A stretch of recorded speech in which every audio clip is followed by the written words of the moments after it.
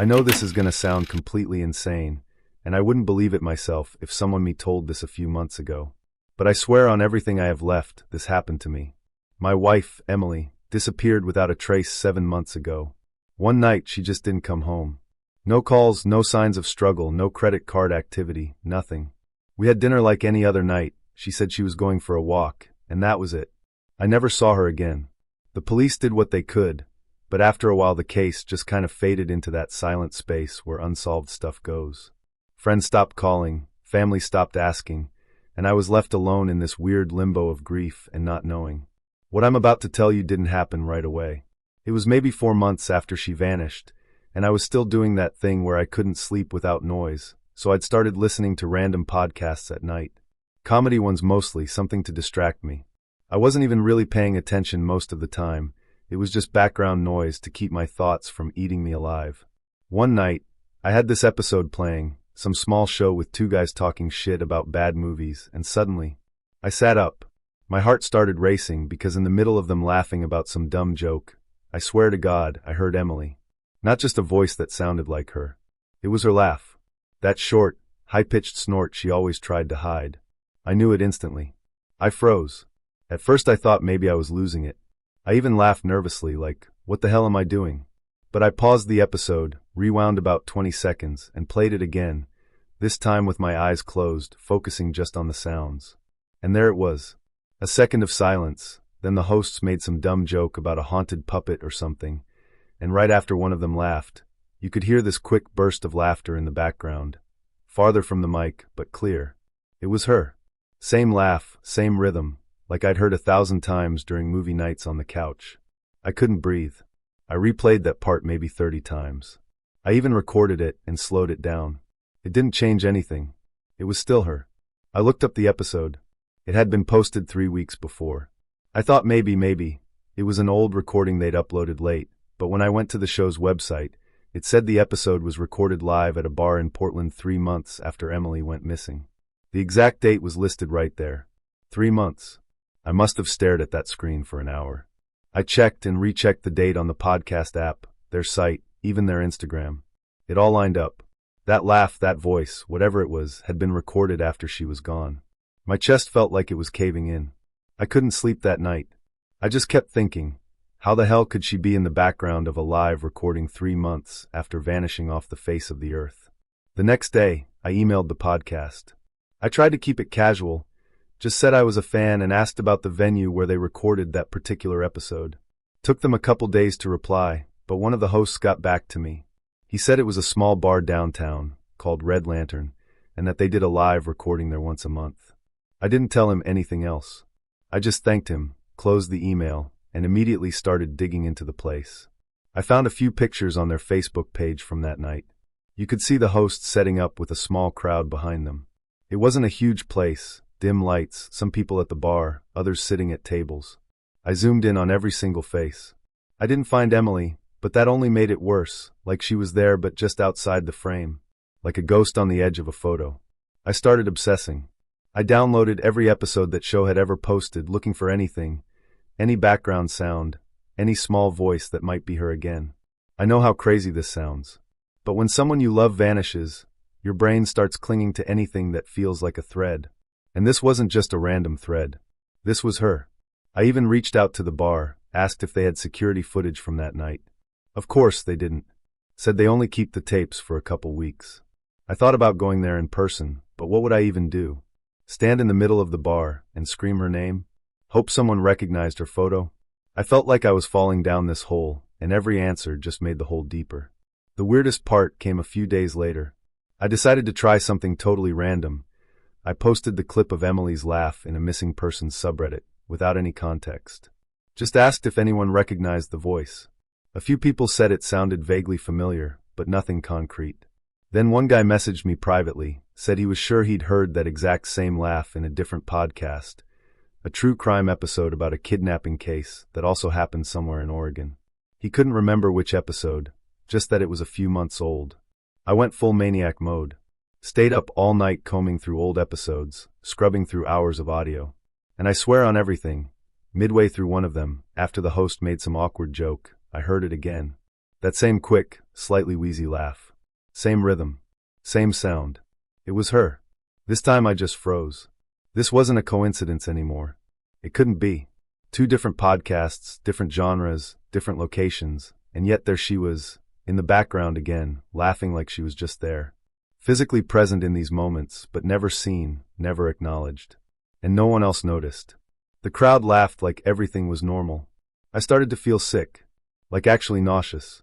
It was like hearing someone who's supposed to be gone, laughing from some hidden place that only I could hear. My brain kept looping. What if it really was her? What if she was alive? And if not, then what the hell was I hearing? I started keeping a list, timestamps, episode names, everything. I even made a spreadsheet, like some kind of investigator, trying to figure out if there was a pattern. The only thing that lined up was geography. Every single recording where I caught her laugh had been done live somewhere in Oregon. Different towns, but all within maybe a 100-mile radius. I started mapping them out, and it was like she was drifting from place to place, always just out of reach. I didn't know what to do with that information. I mean, what do you even do when the only trace of your missing wife is in podcast crowd noise? It didn't make sense. It still doesn't. But I couldn't ignore it. I became obsessed with checking new uploads, refreshing feeds, waiting for that sound to show up again. Then it did one more time. This one hit different.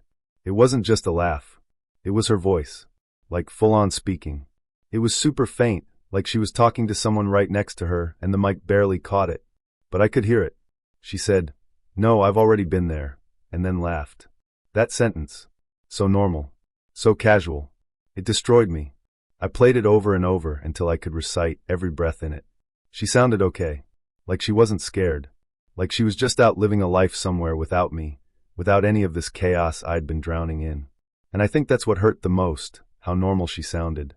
No distress. No sadness. Just gone. I ended up contacting the hosts of that last podcast too, told them I was doing some freelance research, and asked if they had any behind-the-scenes footage or crowd photos from that recording. They were polite but said no, just audio. Said the crowd was small, and that they didn't really take pictures unless it was a big event. I didn't push it. I was already feeling like I was treading in weird territory. But I kept the audio clip. I even ran it through filters, tried boosting the background, isolating her voice. Nothing new came out of it. It was just her, casually saying she'd already been there, and laughing like none of this was real. Like none of the months of searching, grieving, breaking down ever happened. And then it just stopped. No more laughs. No more background chatter. I listened to dozens of episodes after that, nothing. It was like she vanished all over again. Whatever that was, whoever that was, it never showed up again. And I'm left here, still wondering if I lost my mind, or if for a brief moment, she was really out there just passing through crowds, slipping into microphones, brushing up against the edge of normal life like a shadow.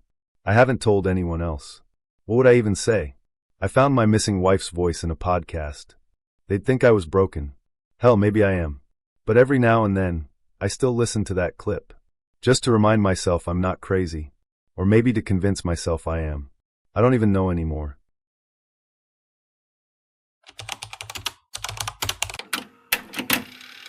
I've never really liked taking pictures at night, but that night I wanted to capture this weird fog that had settled over my street.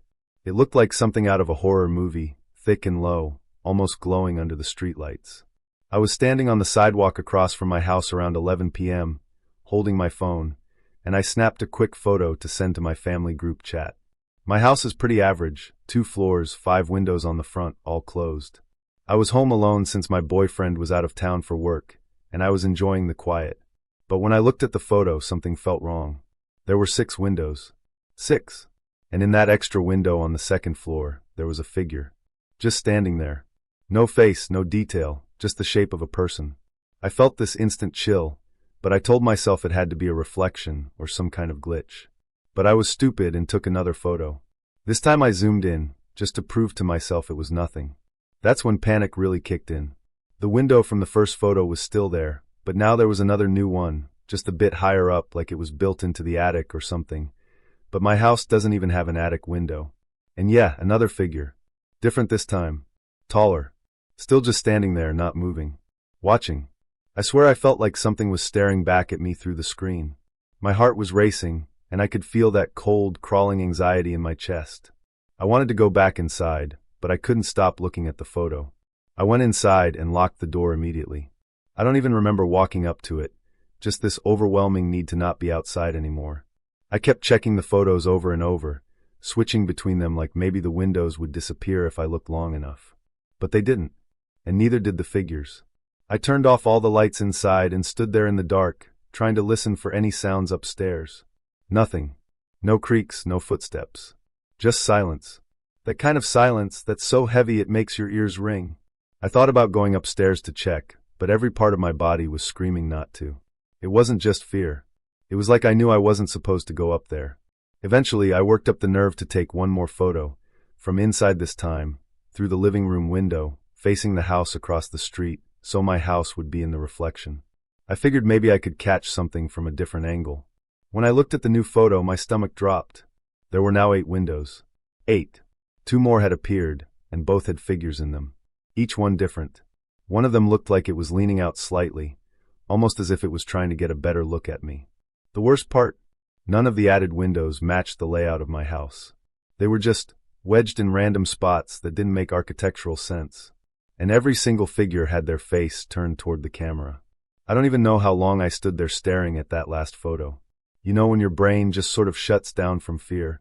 That's what happened. My hands were sweaty, my breathing was shallow, and I couldn't think straight. Then I started hearing this noise from upstairs. Just a faint creaking, like someone shifting their weight slowly on the floorboards. But I was completely alone in the house. I was sure of it. It didn't make sense. I stayed frozen in the living room, trying to figure out if my mind was messing with me, or if something, was actually moving up there. I grabbed a kitchen knife, not because I thought it would help, but because I needed to feel like I had some kind of control. But I didn't go upstairs. Instead, I did something even dumber. I took another photo, this time pointing my phone directly at the staircase. The lights in the house were still off, so the image came out kind of dark, but you could clearly see it, a new window. Right on the staircase wall. That window doesn't exist. It's not part of my house. And yeah, there was another one of them. Closer this time. The silhouette was turned slightly, like it was in the middle of turning its head. I felt the blood drain from my body. It was like, with every photo I took, they were getting closer. And that's when I finally realized, taking the photos was what made them appear. I stopped taking pictures. I put the phone down on the table, like it was something dangerous, like just holding it could make things worse. I was shaking and trying to figure out what the hell I was supposed to do. I didn't want to call anyone because honestly, how do you even explain something like this? Hey, my house is growing windows and there are shadow people inside them. No one would believe me. Hell, I barely believed it myself. But I knew one thing for sure. I wasn't going upstairs and I wasn't taking any more pictures. I just sat there on the floor with the knife in my hand, watching the staircase, waiting for something to move. It must have been hours. I didn't sleep. I couldn't. Every little sound made me flinch. I think I started losing track of time at some point. I didn't check the phone again. I didn't even want to look at the screen. But eventually I noticed something. The air in the house started to feel different. Lighter. Like that heavy, suffocating feeling had slowly started to lift. I stayed where I was until the sun started to rise, and the light began creeping through the real windows, the ones I actually recognized. And then I finally got the courage to check the photos again. Every single extra window was gone. All the windows were back to normal. 5, just like always. No weird reflections, no extra frames, and most importantly, no figures. It was like none of it had ever happened. But I know what I saw. I know what I felt.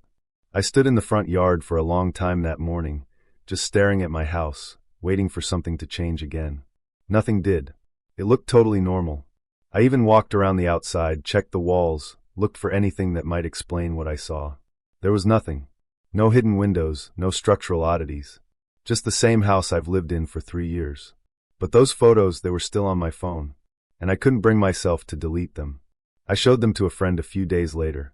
He said it looked like I had used a filter or some AI thing to mess with the images. He laughed it off, said it was creepy but clearly fake. I didn't even argue. I just let him think that. I've since backed up the photos on a hard drive and hidden it away. I don't take pictures of my house anymore. Not at night. Not ever. And sometimes, when it's late and I'm walking by a window, I swear I see something just out of frame, like there could be another window there if I just looked through a lens. But I don't check. I never check, because I know what happens when I do. It hasn't happened again since that night, but I can't shake the feeling that it wasn't really over. It's not like there was some big moment where things made sense, or some clue that explained what those figures were. It just stopped, as suddenly as it started. That's what messes with me the most. If there had been a reason, a warning, anything, maybe I could have understood it or found a way to make peace with it. But there was nothing. Just a night full of impossible windows, and eyes watching me from places that shouldn't exist. Then silence. And normalcy. Like it had never happened at all. Sometimes I wonder if they're still there, just waiting for me to take another picture. Waiting for a way back in. I don't let guests take photos in my house either, not after that. I don't explain why. I just say I don't like being photographed at home. It's easier that way. I've thought about moving, but something tells me it wouldn't matter. Whatever that was, it wasn't just about the house. It was something else. And deep down, I think they let me go. That night. I just don't know why. And I don't know if they'll come back. I've been driving for Uber for almost 4 years now, and if there's one thing you learn fast, it's how to notice patterns. Some passengers talk too much, others don't even look at you. But then there are the ones who become part of your routine. That's what happened with this one particular ride. Every night, for about 2 weeks straight, I picked up the same woman from the same address. Always exactly at midnight. The house was older, kind of tucked away on a quiet street that barely had any traffic. She didn't say much, but she was polite. She'd get in the car the same way every time. Head down, long dark hair covering part of her face, a small purse in her lap. She always asked to go to a street downtown, no small talk, nothing weird. The ride itself was always quiet. She'd look out the window, not really reacting to anything, just still. The first few nights I thought maybe she worked night shifts or something, maybe at a hotel or a diner. But what started to get to me was how she never changed. Same clothes, same hairstyle, even the same soft floral perfume. It was almost like I was picking up a recording of a person. At first I told myself I was imagining things. Maybe she just had a strict routine, maybe she wore a uniform. I never felt scared, but I did feel off. Like something wasn't quite right, but I couldn't put my finger on it. One night, around the 10th or 11th ride with her, I got there a few minutes early. I parked across the street and just waited, headlights off. It was quiet, like always, but I started noticing things I hadn't paid attention to before. The house didn't have any lights on, not even a porch light. The yard was overgrown, the paint was peeling, and the mailbox looked like it hadn't been touched in years. I thought maybe the lights were just off to save energy, but something about the whole place gave me a weird chill. Still, I brushed it off. Midnight came, and like clockwork, she walked out the front door and got into my car without a word. It wasn't until the following night that things really got strange. I pulled up at midnight as usual, but this time, no one came out. I waited 10 minutes. Then 15. Nothing. I thought maybe she'd canceled, but the app still had the ride marked as active. I even checked to make sure I hadn't gotten the address wrong, but it was the same place, same pin, same everything. That's when I decided to do something I normally never do. I got out of the car and walked up to the front door. I knocked once. Nothing. Knocked again. Silence. Then I looked through the small front window and realized I could see all the way through the house. There was no furniture, no curtains, just dust and empty rooms. The place looked completely abandoned. I stood there for a solid minute, just staring into that empty house, trying to make sense of it. There was no way someone had been living there, let alone coming out of that door every single night. The wooden floor inside was warped and covered in debris, and I could see sunlight stains on the walls where frames used to hang.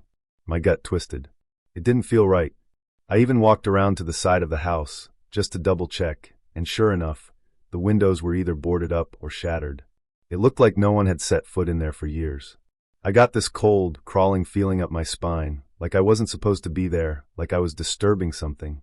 Back in the car, I just sat for a while, engine off, staring at the house. I couldn't shake the image of her walking out that front door night after night, from that. It made no sense.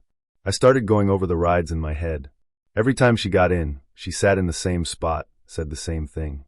I realized she never used her phone, never adjusted the AC, never even buckled her seatbelt.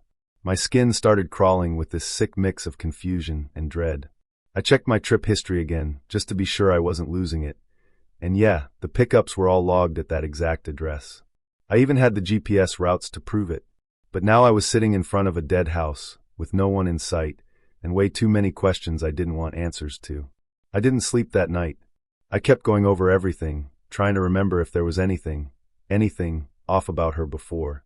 But the truth is, she never felt threatening. Just disconnected. Like someone going through the motions, or maybe someone stuck in a loop. I even thought maybe it was a prank, like someone messing with me using different accounts or something. But the way she moved, the way she appeared every night, it didn't feel staged. The next evening, I didn't plan on going back, but around 11:45 p.m., the app pinged. Same address, same pickup. My stomach dropped. I don't even know why I accepted. Curiosity? Stupidity? I just knew I had to see if she'd show up again. So I drove back to the house. This time I parked a bit further down the street, trying not to look too obvious. Midnight came, and I swear to God I saw her. Standing at the front door like always. But she wasn't walking toward the car. She was just standing there, facing the street, motionless. I blinked a few times, thinking maybe my eyes were playing tricks on me, but she was there. Same clothes, same hair, same stillness. I got this overwhelming feeling like I shouldn't be looking at her, like I was witnessing something I was never meant to see. And then, without taking a single step, she wasn't there anymore. Just gone. No door opening, no movement. 1 second she was there, the next she wasn't. I don't know how long I sat there after that. I felt frozen, like my body didn't quite know how to react. My heart was racing, but my hands were locked to the steering wheel, and my thoughts were just a mess of fear and disbelief. Eventually, I managed to drive off, but I kept checking my mirrors the whole way home, half expecting to see her sitting in the back seat. When I got home, I went straight to my trip history again. The ride was still there, marked as completed. No cancellation, no no-show. It even had the same timestamp and pickup confirmation, but I never picked anyone up. I never saw her enter the car. I never even touched the app. It's like it filled itself in, like it had to happen. The next day I tried talking to Uber support, just to see if they could check for glitches or something, anything that could explain it. But they just gave me the usual copy-paste responses. We're unable to disclose passenger details, and all that. I even asked if there were any ride recordings or GPS anomalies, but no luck. The data looked completely normal on their end. It drove me nuts. I stopped driving for a while after that. I kept thinking, if that house has been abandoned for years, who, or what, was getting into my car every night? And why did it stop the moment I went up to the door? Like I'd broken some invisible rule by getting too close. It's been months since all that happened, and I've never gone back to that street again. I even tried driving through that part of town once during the day, just to see if maybe things looked different in the sunlight. But nope, same decaying house, same feeling of something wrong in the air.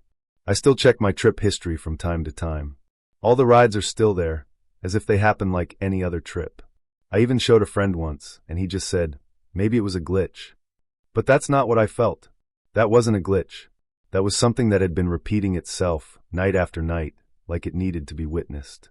I still think about her.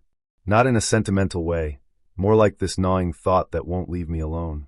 Like maybe she'll show up again one day, maybe not at that same house, but somewhere else, like she's tied to the ride itself.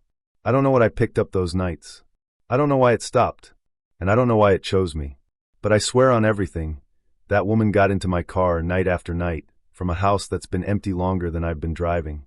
And no matter how much I try to make sense of it, I can't. It just happened. And then it didn't. I don't even know where to start with this. I feel like I'm losing my mind, but I need to get this out. I've been a therapist for over a decade, and while I've heard my fair share of strange stories, this is the first time I've been the one living through something that doesn't make any sense. About a week ago, I got a voice memo on my phone. At first, I thought it was just spam or a wrong number, until I played it. The voice on the recording was unmistakable. It was Michael, a patient of mine who passed away 6 months ago. His tone was calm, almost detached, as he said, "I know what you're thinking right now. This doesn't make sense, but you need to listen." My hands froze midair. Michael had died in a car accident, and yet, here he was, speaking to me as if he were alive. The first message was unsettling, but I could almost convince myself it was a prank. Maybe someone had used old recordings of him, or manipulated his voice somehow. But then came the second memo, the next day. This time, it wasn't vague, it was specific. He described what I was wearing at that exact moment. "You're in your office, wearing that gray sweater you always tug at when you're nervous." My blood ran cold. I hadn't even realized I'd been fidgeting with the hem of my sweater until I heard him mention it. No one else had been in my office all day, and there were no cameras. I checked. I felt sick to my stomach, but I couldn't stop myself from listening to the rest. Michael went on, talking about how my day was going to unfold. He described my afternoon appointment, down to the exact words my patient would use, and he was right. Every word was right. By the third message, I stopped trying to rationalize it. It came early in the morning, around 6 a.m., before I'd even had my coffee. Michael's voice was waiting for me when I checked my phone. "You're going to break that blue mug today," he said casually, like he was stating the weather. I stared at my phone, trying to shake off the unease, and went about my routine. I grabbed the mug, my favorite one, and deliberately set it far back on the counter, thinking that would somehow prove this was all in my head. But hours later, as I was reaching for something else, my elbow clipped it, and it shattered on the floor. My chest tightened as I stared at the shards. This wasn't a coincidence. It couldn't be. I deleted the memo, hoping it would stop, but it didn't. That night, I couldn't sleep. Every sound in my house felt amplified, every shadow stretched longer than it should. My phone dinged at 2:14 a.m., and I knew what it was before I even checked. The voice memo was short this time. Michael's tone had shifted. It wasn't calm anymore. He sounded concerned. "Don't open the door," he said, his words slow and deliberate. My heart pounded as I sat up in bed, gripping the phone like it was a lifeline. I told myself it was just a prank, but as I sat there in the dark, the sound of 3 knocks echoed through the house. I froze. I didn't move for what felt like hours, just staring at my bedroom door, listening for any other sounds. My heart was beating so loudly I was sure whoever, or whatever, was outside could hear it. The knocking didn't come again, but I couldn't bring myself to check. Eventually, I mustered the courage to grab the small baseball bat I kept under my bed and crept towards the living room. My hands were shaking so badly I almost dropped it. The house was completely silent except for the faint hum of the fridge. I peeked through the peephole, holding my breath. No one was there. The next morning, I convinced myself it was my imagination. Sleep deprivation, stress, it had to be something like that. I told myself I'd imagined the knocks, and that these voice memos were just some cruel prank. But then another memo arrived. This time, Michael sounded almost frustrated. "Why didn't you listen? I told you not to open the door." My stomach churned. I hadn't opened the door, but the way he said it made it feel like I had done something wrong. Then, almost as an afterthought, he added, "Check the lock." My knees nearly gave out. I rushed to the front door, and my stomach dropped. The deadbolt, which I always double-checked before bed, was unlocked. After that, I started keeping my phone on silent, hoping to ignore the memos and regain some control over my life. But even in silence, the messages kept coming, piling up like a weight I couldn't lift. On the 4th day, curiosity got the better of me, and I opened the latest memo. Michael's voice was quieter this time, almost like a whisper. "You're being watched," he said. My skin prickled as I felt a rush of cold air, even though every window in the house was shut. He continued, "They're closer than you think. Don't look in the mirror." I felt an instinctive urge to look, but fear rooted me to the spot. My bathroom mirror was just down the hall, and the door was ajar, revealing a sliver of glass. It felt like it was pulling me, daring me to prove him wrong. Against my better judgment, I inched closer, every step heavier than the last. When I reached the doorway, I stopped, staring at my own reflection. Nothing was out of place at first, but as I turned to leave, I saw it. Just for a split second, my reflection didn't move with me. My breath caught in my throat, and I bolted out of the room, slamming the door behind me. I barely slept that night. Every creak of the house felt sinister. Every shadow seemed to stretch toward me. By the time the sun rose, I was exhausted, but the fear didn't fade with daylight. I decided I needed to tell someone, even if they thought I was crazy. I called my closest friend, Emma, but halfway through explaining, I realized how insane it sounded. She tried to reassure me, saying it was probably some elaborate scam or a hacker messing with me. Her voice was steady, but I could hear the doubt in her tone. "Change your number," she suggested. "Block it all." I wanted to believe that would work, so I did it. I got a new phone and new number, and for the first time in days, I felt a small sense of relief. That night, I sat on my couch with a cup of tea, trying to convince myself it was over. Then my laptop chimed. I opened it to find a new email. No subject, no sender, just one attachment, an audio file. My stomach dropped. Against every instinct, I clicked play. Michael's voice came through the speakers. You can't run from this, he said, his tone colder than before. They've already found you. Hearing those words, I slammed the laptop shut, my hands trembling. I couldn't take it anymore. I needed answers, something to make sense of this. I dug out my old files on Michael, hoping to find some kind of clue. His case wasn't unusual: anxiety, depression, some unresolved trauma, but nothing that would explain this haunting. My notes were methodical, listing our sessions, progress, and the day I heard about his death. I remembered feeling devastated. He'd been making strides, and then it all ended so suddenly. But as I flipped through the pages, something caught my eye. In one session, Michael had mentioned hearing voices. They know too much, he'd said. They're always watching. At the time, I thought it was paranoia. Now I wasn't so sure. I couldn't sit still. The walls of my house felt like they were closing in, so I grabbed my keys and decided to drive. Anywhere but there. The streets were quiet, almost unnervingly so, and I didn't have a destination in mind. I just needed to move, to get away. My phone, my new phone, buzzed on the passenger seat. I stared at it, dread curling in my stomach. It wasn't possible, but the name on the screen read Michael. I didn't answer. The ringing stopped, and a voicemail notification popped up. Against every ounce of self-preservation I had left, I played it. "Turn around," Michael said, his voice urgent, almost panicked. My heart raced as I glanced in the rearview mirror. At first, I didn't see anything in the mirror. Just the dark, empty road stretching behind me. But as I stared longer, I noticed something: movement. A figure was standing in the middle of the road, far enough back that I couldn't make out any details, but close enough that it was unmistakable. They were completely still, their silhouette stark against the faint glow of my taillights. Panic surged through me, and I hit the gas, not caring where I was going as long as it was far away from there. My hands were gripping the wheel so tightly my knuckles turned white. Minutes later, my phone buzzed again. Another voicemail. I didn't want to listen, but I couldn't stop myself. I pulled over to the side of the road, breathing hard, and hit play. Michael's voice was calm again, almost resigned. "You shouldn't have looked," he said. My stomach twisted. Then he added, "It doesn't matter now. They're with you." At that moment, my headlights flickered, and the car engine sputtered. The air inside the vehicle felt heavier, pressing against my chest. I glanced at the rearview mirror one more time, and this time, the figure wasn't standing in the distance. They were right behind my car. I couldn't breathe. My body was frozen, my mind screaming at me to move, to do something, but I was paralyzed. The figure didn't move either. It just stood there, shrouded in shadow, its face obscured. I don't know how long I sat there, staring at it through the mirror, but the air in the car felt suffocating, thick with something I couldn't explain. Finally, I snapped out of it. I turned the key in the ignition, praying the car would start.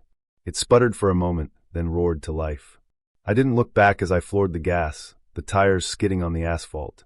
When I got home, I locked every door, every window, and sat in the corner of my living room with the lights on. My phone was silent, but I couldn't shake the feeling that I wasn't alone. The room felt colder, darker, despite the lamp blazing beside me. Hours passed, or maybe just minutes. I don't even know anymore. Eventually, I dared to pick up my phone. There were no new voicemails, no missed calls. It was over. At least, that's what I tell myself. But sometimes late at night, I hear knocks at the door. I don't open it.